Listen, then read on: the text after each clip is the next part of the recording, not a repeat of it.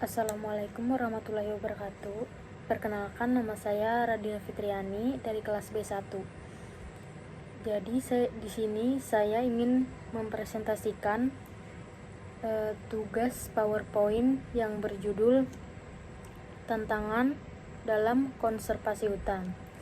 Sebelum masuk ke pembahasan, saya akan menjelaskan apa itu konservasi hutan. Jadi, konservasi hutan adalah upaya melindungi dan menjaga kawasan hutan beserta keanekaragaman tumbuhan, satwa, dan ekosistemnya untuk menjaga kelestarian alam dan keseimbangan lingkungan. Selanjutnya adalah tantangan dalam konservasi hutan. Yang pertama, deforestasi dan degradasi hutan. Deforestasi adalah proses hilangnya tutupan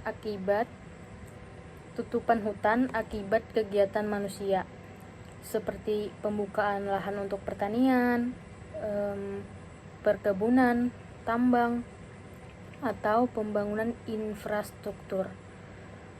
Deforestasi menyebabkan berkurangnya luas hutan secara permanen. Sementara itu, degradasi hutan adalah penurunan kualitas ekosistem hutan tanpa harus menghilangkan seluruh tutupan pohon. Misalnya karena penebangan selektif, kebakaran, atau pencemaran yang menyebabkan berkurangnya keanekaragaman hayati dan fungsi ekologis hutan. Dampaknya adalah menurunnya kesuburan tanah, terganggunya siklus air, meningkatkan emisi karbon di udara, serta hilangnya habitat flora dan fauna endemik. Yang kedua ada perubahan iklim. Perubahan iklim adalah perubahan pola suhu dan cuaca secara global akibat peningkatan gas rumah kaca di atmosfer, terutama dari aktivitas manusia seperti pembakaran bahan bakar fosil, dan deforestasi. Hutan berfungsi sebagai penyerap karbon yang mampu mengurangi kadar karbon dioksida di atmosfer. Contoh hutan rusak, kemampuan tersebut menurun sehingga mempercepat pemanasan global. Dampaknya adalah naiknya suhu bumi, perubahan pola hujan, kekeringan ekstrim, kebakaran hutan, dan terganggunya sistem kehidupan satwa serta tumbuhan.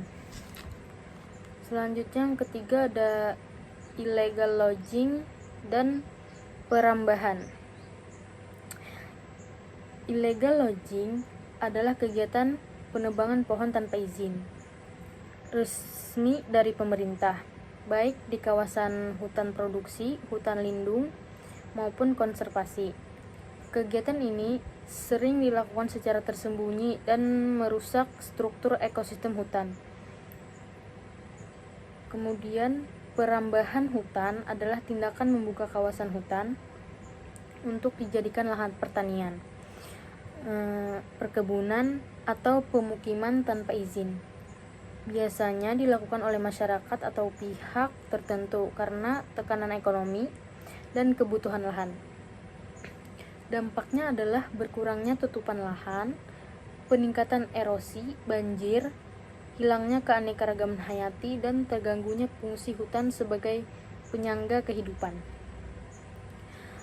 Selanjutnya ada konflik lahan dan tenurial. Konflik lahan dan tenurial terjadi ketika terdapat tumpang tindih klaim kepemilikan atau hak pengelolaan atas suatu kawasan hutan antara masyarakat adat, perusahaan, dan pemerintah. Masalah ini biasanya disebabkan oleh ketidakjelasan batas kawasan, kebijakan yang tidak berpihak pada masyarakat lokal, serta lemahnya penegakan hukum. Dampaknya adalah munculnya ketegangan sosial, pengelolaan hutan tidak efektif, serta terhambatnya upaya konservasi karena tidak ada kesepakatan antar pihak. Yang terakhir adalah rendahnya kesadaran dan partisipasi masyarakat. Kesadaran masyarakat yang rendah terhadap pentingnya fungsi hutan menyebabkan banyak orang masih melakukan aktivitas yang merusak lingkungan seperti menebang pohon sembarangan, membakar lahan, atau berburu satwa liar. Selain itu, partisipasi masyarakat dalam program konservasi seringkali masih minim akibat kurangnya sosialisasi, pendidikan lingkungan, serta keterbatasan ekonomi.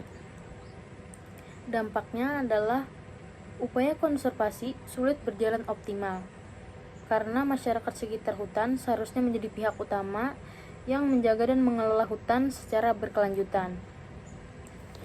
Jadi, kesimpulannya adalah konservasi hutan menghadapi berbagai tantangan serius seperti deforestasi, degradasi hutan, perubahan iklim, illegal logging, perambahan lahan, konflik tenurial, serta rendahnya kesadaran masyarakat.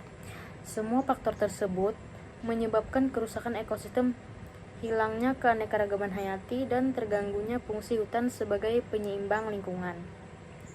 Oleh karena itu, diperlukan kerjasama antara pemerintah, masyarakat, dan sektor swasta untuk menjaga kelestarian hutan melalui pengelolaan berkelanjutan, penegakan hukum, dan peningkatan kesadaran lingkungan.